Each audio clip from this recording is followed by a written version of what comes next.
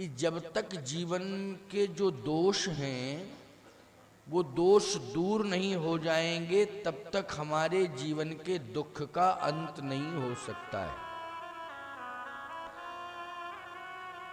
ये जितने प्रकार के दुख मिल रहे हैं वो दोषों के कारण मिल रहे हैं। परंतु ये भी मैंने बताया था कि दोष दूर कैसे होगा। दोष दूर करने के लिए ही बिन सत्संग विवेक न होई और राम कृपा बिन सुलभ न सोई। बिना सत्संग के दोष दूर हो ही नहीं सकते, क्योंकि विवेकहीन व्यक्ति ही दोषों को आमंत्रण देता है।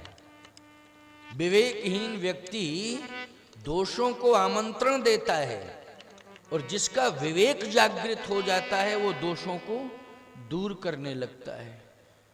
और विवेक कब जागृत होगा? बिन सत्संग विवेक न होई। बिना सत्संग के विवेक नहीं आ सकता। जीवन में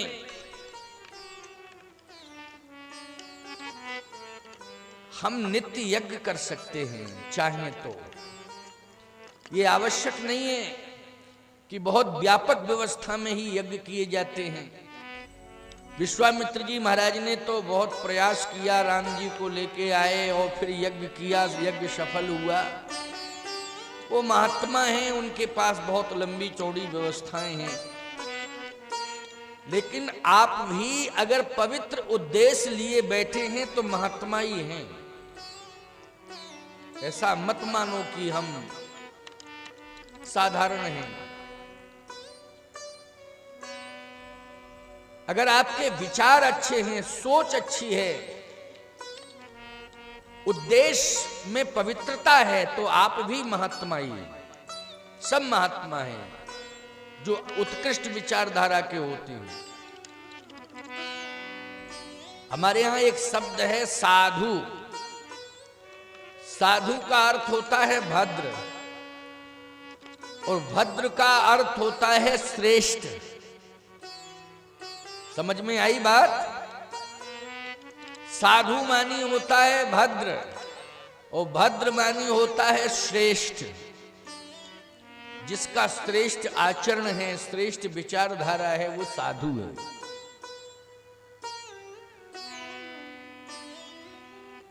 तो भैया नित्य यज्ञ कर सकते हो अगर चाहो तो। आप कहो महाराज यज्ञ कहां करें, गांव के बीच में करें या गांव के बाहर करें? अरे गांव के बीच में नहीं, गांव के बाहर नहीं, अपने घर के अंदर हैं? आप कहो महाराज जी घर के अंदर यज्ञ कैसे संभव है? तो यज्ञ कई प्रकार का होता है प्यारे। जैसे यहां भी तो यज्ञ हो रहा है, ये ज्ञान यज्ञ है। इसको क्या कहोगे? ज्ञान यज्ञ ही तो कहोगे। घर के अंदर भी यज्ञ हो सकता है। आप कहोगे महाराज जी यज्ञ का नाम भी हो सकता है कुछ।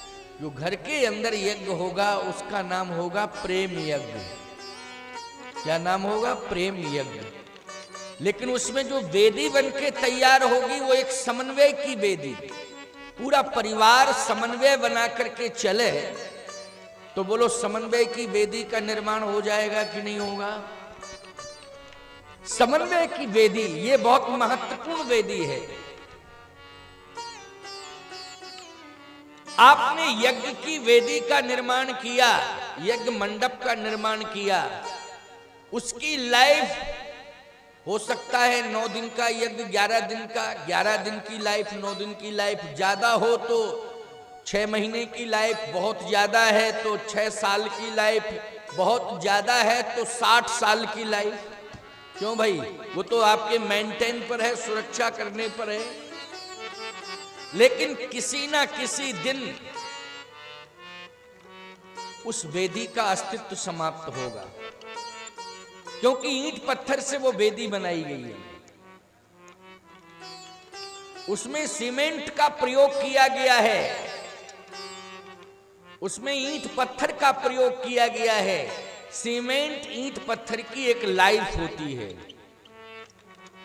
लेकिन प्यारे समन्वय की वेदी जिस दिन तुम्हारे घर के अंदर बन जाएगी, उस दिन समन्वय बनाने वालों की देह भले ही संसार से चली जाए, लेकिन वो समन्वय की वेदी उस कुल में सदा सदा के लिए कीर्ति के रूप में अमर हो जाएगी। प्यारे, कीर्ति के रूप में अमर होगी। तो कीर्ति अगर अमर हो जाए तो उसे कोई नष्ट कर सकता है? नहीं कर सकता है। इसलिए कीर्ति को अमर करो, समन्वय की वेदी बना के तैयार करो। लेकिन प्यारे, समन्वय की वेदी कब बनेगी? और वेदी बन भी जाए तो बैठे हम, फिर उसमें आहुतियां डालें, तो फिर वो आहुतियां कैसे पड़ेंगी? सावधान, अपने अपने सुंदर विचारों की साकल तैयार करो, ठीक है ना?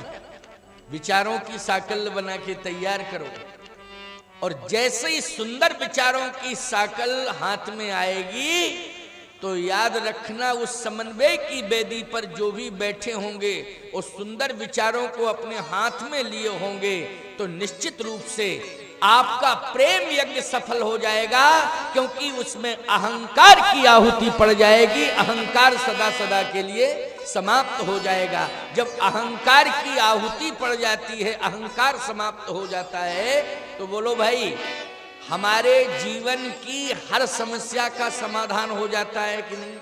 अहंकार यदि समाप्त हो जाता है तो जितने प्रकार के दुख हैं वो सब समाप्त हो जाते हैं कि नहीं? ये अहंकार ही समस्या बनाए हुए, अहंकार ही समस्या